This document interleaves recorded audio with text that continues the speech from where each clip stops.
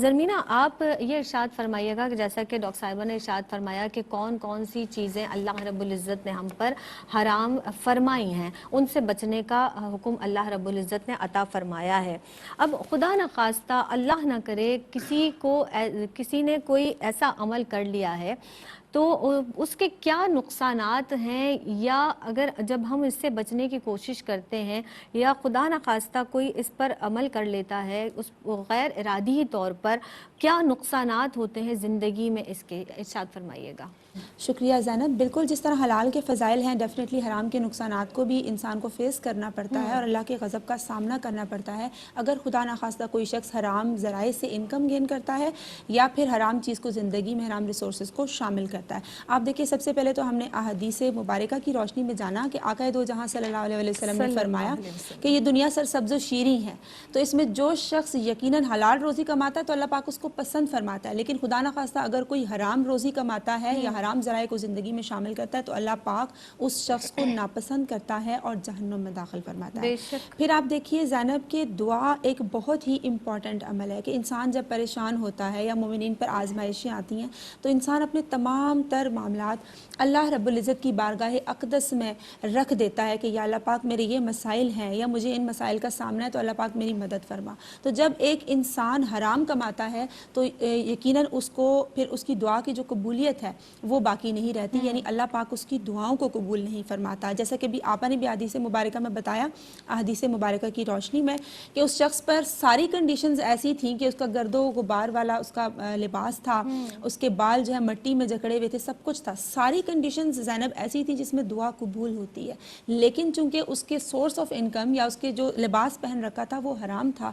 That's why پھر اللہ پاک اس کی دعاؤں کو قبول نہیں فرماتا ہے۔ پھر ہم دیکھیے اللہ تعالیٰ اور اس کے حبیب حضرت محمد مصطفیٰ صلی اللہ علیہ وآلہ وسلم سب سے بڑھ کر اس شخص سے ناراض ہو جاتے ہیں جس کا سورس آف انکم یا جو اس کی زندگی میں خدا نخواستہ حرام شامل ہو، ناجائز طریقے شامل ہو، رشتوں کے اندر کچھ ایسا شامل ہو جو حرام ہو، تو اللہ پاک اس کو ناپسند فرماتے ہیں اور اس سے ناراض ہو جاتے ہیں۔ پھر وہ شخص قناعت کی دولت سے محروم ہو جاتا ہے، وہ اللہ تعالیٰ کا شکر ادا کرتا ہے تو اللہ پاک اس شکر کو قبول نہیں فرماتے ہیں۔ وہ عبادات کرتا ہے، حج کرتا ہے، لیکن اگر اس کا سورس آف انکم حرام ہے تو اللہ پاک ان عبادات کو بھی قبول نہیں فرماتا ہے۔ حضرت عبداللہ بن ابن مسعود اور اس کے علاوہ حضرت امام احمد بن حنبل رحمۃ اللہ تعالیٰ علیہ نے اس احادیث مبارکہ کو نقل کیا ہے کہ جب کوئی شخص حرام مال میں سے صدقہ کرتا ہے تو اللہ پاک اس کو قبول نہیں فرماتا ہے، اور جب وہ اپنی اولاد پیچھے چھوڑ جاتا ہے جو اس حرام مال میں سے خرچتی ہے تو جوں اولاد اس حرام مال کو یوز کرتی ہے تو اس کے قبر کے عذاب میں اضافہ ہوتا چلا جاتا ہے۔ اور امام ابن حجر مکی نے اس روایت کو نقل فرمایا ہے کہ جب کوئی شخص قیامت کے دن بہت ساری نیکیاں لے کر لوگ آئیں گے، لیکن وہ نیکیاں جو ہیں اللہ پاک اڑتی ہوئی دھول کی مانند اڑا دے گا، اور جب لوگوں نے پوچھا کہ اس کی وجہ کیا ہے تو ان کو بتایا جائے گا کہ یہ دنیا میں حرام مال سے نہ بچتے تھے۔ تو آپ دیکھیے کسی کو چیٹ کرنا، کسی کے ساتھ ناانصافی کرنا، حقوق و فرائض میں کوتاہی کرنا، شرک کرنا، جیسے کہ آپ نے تمام معاملات پر بہت بہتر انداز میں روشنی ڈالی، ان حرام چیزوں سے بچنا ہمارے لیے بہت ضروری ہے، نہیں تو انسان کا ناطہ جب اپنے رب سے ہی کمزور ہو گیا، زینب ٹوٹ گیا، تو اس کی زندگی تو بے مقصد ہو کر رہ گئی، پھر اس کے دل میں اللہ تعالیٰ کا ڈر بھی باقی نہیں رہتا، اس کے دل میں تنگی آ جاتی ہے، اور اگر وہ کسی کی ہیلپ بھی کرتا ہے، کسی کمزور کی مدد بھی کرتا ہے تو کیونکہ اس کا سورس حرام ہے تو اللہ پاک اس کو قبول نہیں فرماتا۔ اور بڑی امپورٹنٹ حدیث مجھے یہاں یاد آ گئی کہ اگر کوئی شخص حرام مال سے یا کسی بھی طریقے سے ایک غلام کو آزاد کراتا ہے، اس کے ساتھ صلہ رحمی کا معاملہ برتتا ہے تو اللہ پاک اس کو بھی قبول نہیں فرماتا، یہ عمل اس کے لیے باعث ثواب نہیں ہوتا